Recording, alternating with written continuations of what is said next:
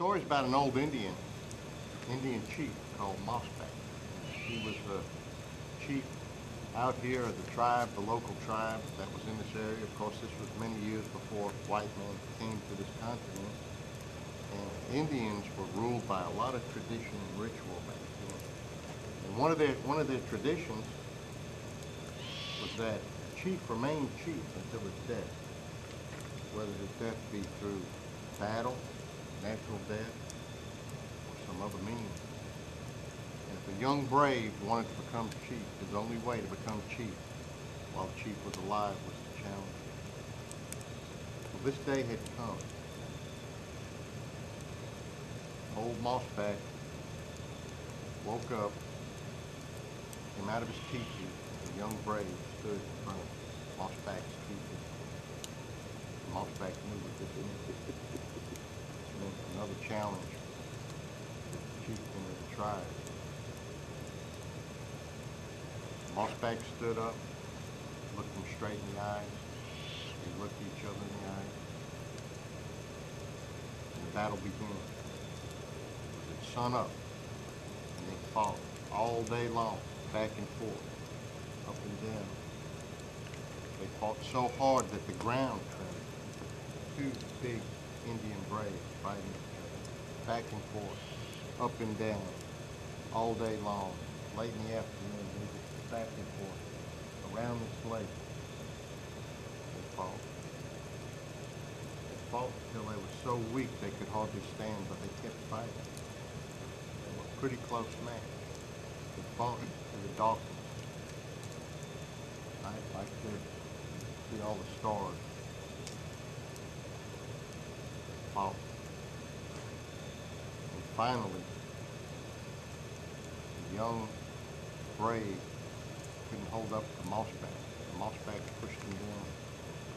And he fell back on his back with his arms spread. And he looked up at Mossback and knew this was it, that he would never be chief. He crawled backwards. He felt something in his hand. It was his tomahawk. Mossback went in for the kill. The young brave stood up and with one mighty blow took off Mossback's head. Well, his head rolled down these hills. If you look at the lake, you can see it's surrounded by hills, and in the lake it went. But Mossback ran off in the woods without his head. The legend has it that to this day Mossback comes around this lake looking for his head at night. We've had some scouts say they've heard him, they've seen him. I've never seen him. And legend also has it that you can protect yourself from Mossback. Two ways. One is to rub the Mossback stone, and it's on the other side of this building. Camp, the Trails Peak campsite is across the road here. There's a stone that stands about that tall. When you rub that stone after dark, Mossback will harm you. The other way is to make a lot of noise. And when we have a couple hundred kids out here and their parents, we tell them, if anybody say Mossback the rest of this night, we yell, run, run, run. When I do the campfires, you can imagine when I say Mossback, you hear the people yelling, run, run, run. Now, the first time, I'll usually slide it in. I'll say, I'll say something like, well, did you like the Mossback story? And you'll get 3 people or 4 people yell, run, run, run. You don't have to do better than that, because they'll start chiming in, but we'll have them really pumped up by the end of the night. They'll, also, when they leave the campsite, they walk around the lake, and there's only one path out. And you can imagine about 200 people walking back over here to get to their campsite. Now, we usually yell, Mossback, while they're walking with them. Run, run, run.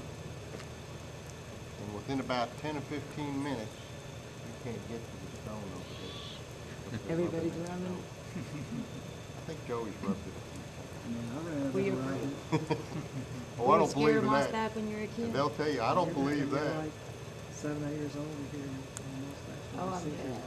Oh, yeah, he You was, got pay off with all the Mossback signs. I don't believe that. They run over there and I mean, I've seen, close to 100 people in there, trying to get through the road. What you do is when they all have to walk across the dam. Right. And you just try to cover Boy Scouts out there. Oh.